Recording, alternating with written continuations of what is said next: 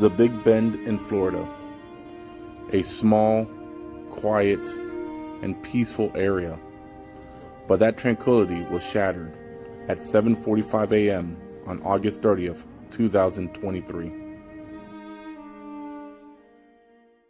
Yes, we do have landfall. They have just confirmed it. We have landfall as of right now. So the center of the storm has officially crossed into Florida as we speak as a Category 3 storm near Keaton Beach.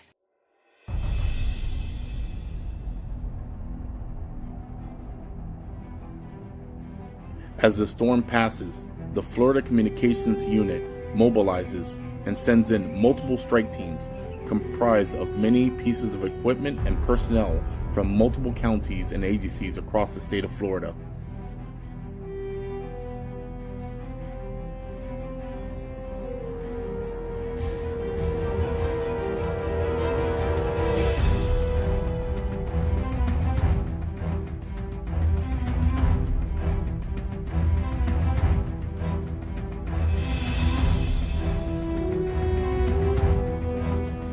Upon arrival, the unit sets up base camp in the middle of the disaster area.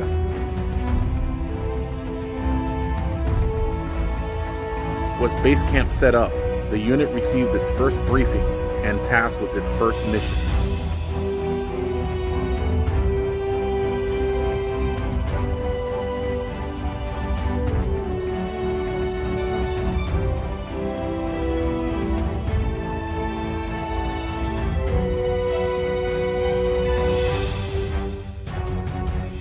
The first mission that the unit is tasked with is to investigate the loss of communication for the local fire department.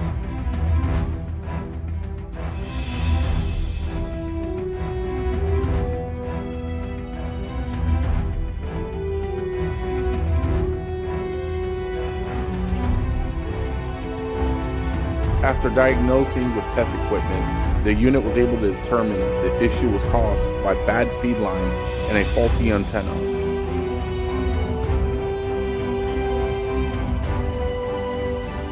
The unit will use the town's existing repeater and use a temporary tower structure to get them on the air.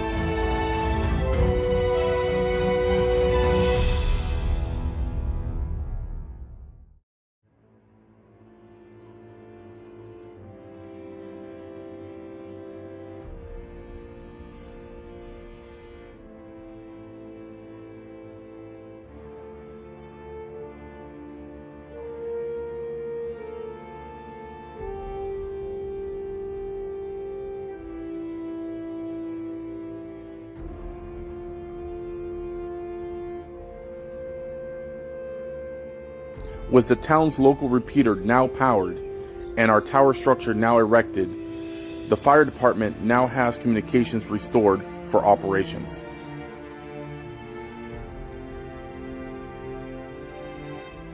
The unit receives a mission request from a neighboring county for spotty radio coverage.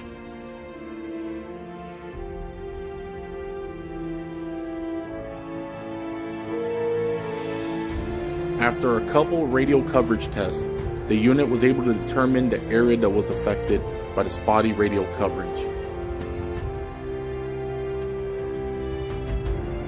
The unit will deploy this mobile communications platform to supplement the coverage gaps.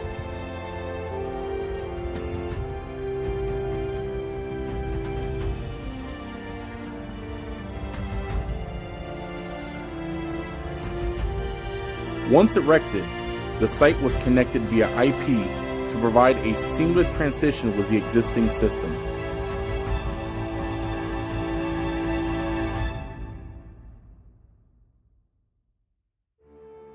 A major hurdle that the unit encountered was traversing impassable roads due to downed trees, debris, and power lines.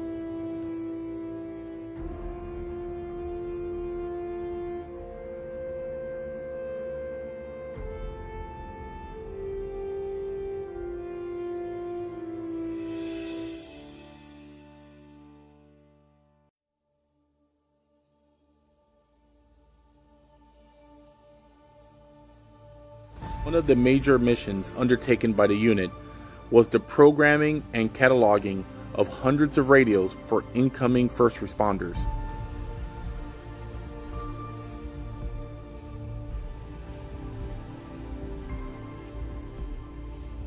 In an ever more connected world, the unit was tasked with the responsibilities of providing internet coverage in areas with little or no infrastructure for EOCs, 911 centers, hospitals, and radio linking via IP.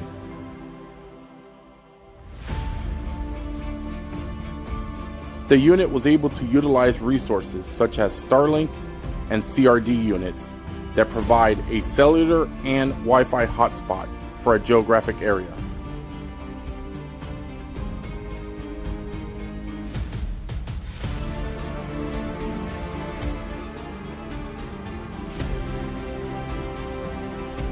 Using satellite backhaul technology, some of the hardest hit areas are now connected to the internet.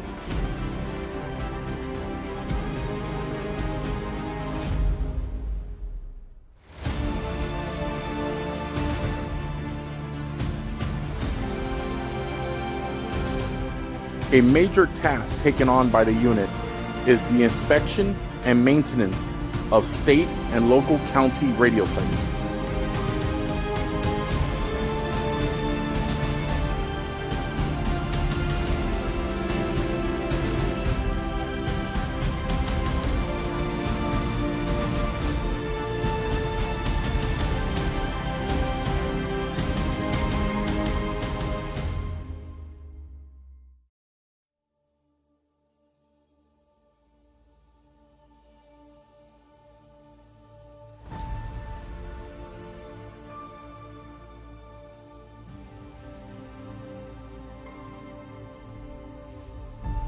Some radio sites were very lucky and received very minimal damage.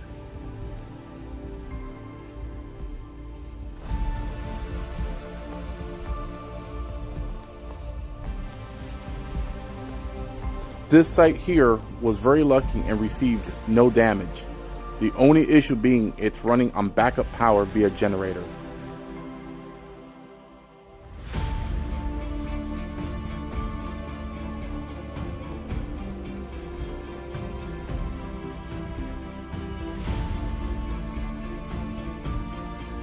Other sites, such as this one, received catastrophic damage and had a tower collapse.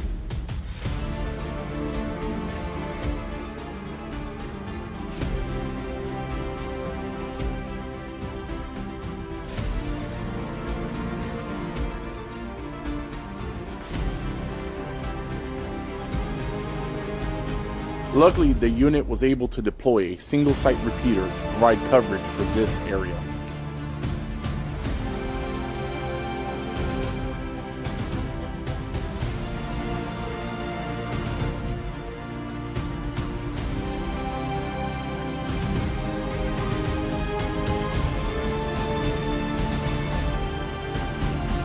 One of the more interesting requests was the use of a single site 6-channel trunk radio system for the use for local law enforcement.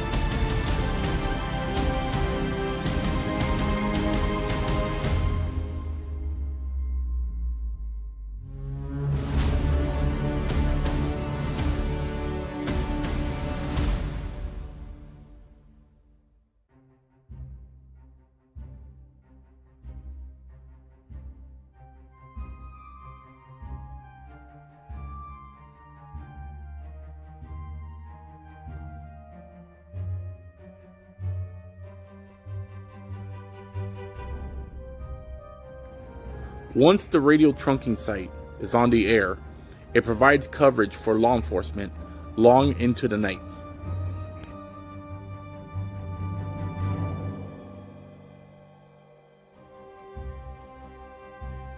And into the early morning.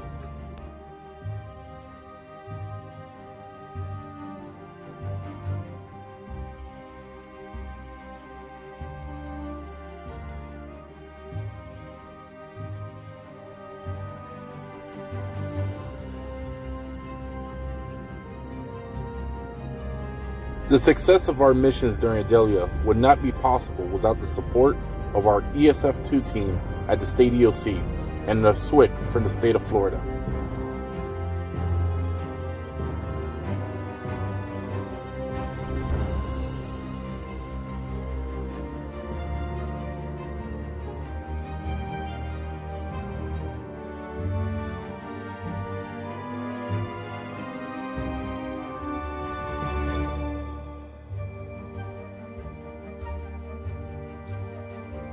Over the coming weeks, the unit will continue to complete numerous missions, getting creative and using the tools provided to them along the way.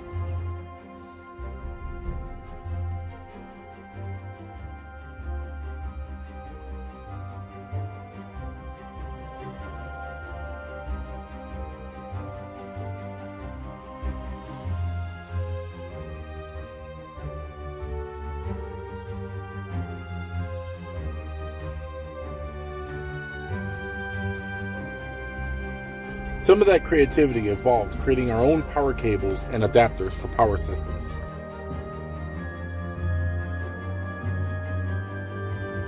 One of the more creative tools that the team used was the use of FLCOMU.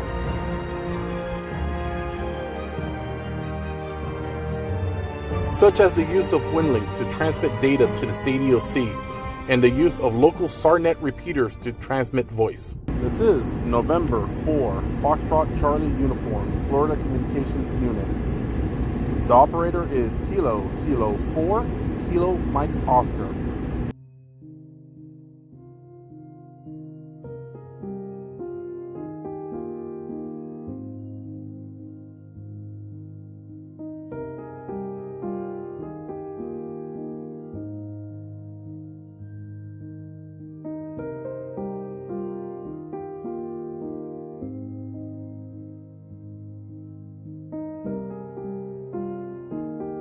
As Idalia ends, we continue to train, prepare, and exercise for when we are needed the most.